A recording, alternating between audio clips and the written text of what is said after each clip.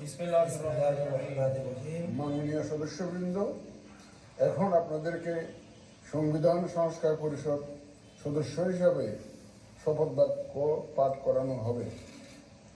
আপনাদেরকে অনুগ্রহ করে দাঁড়িয়ে শপথ পাঠ করার জন্য অনুরোধ করছি।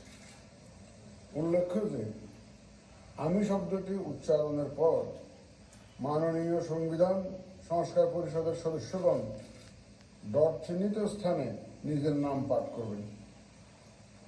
আমি সংবিধান সংস্কার পরিষদ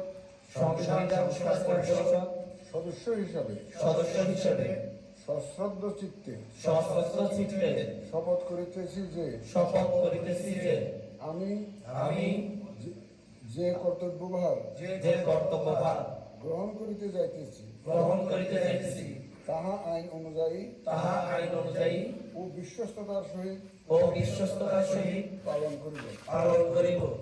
আমি বাংলাদেশের প্রতি অকৃত্রিম বিশ্বাস ও আনুগত্য পোষণ করিব এবং পরিষদ সদস্য রূপে আমার কর্তব্য পালনকে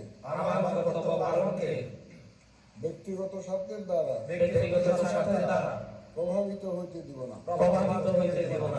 ধন্যবাদ।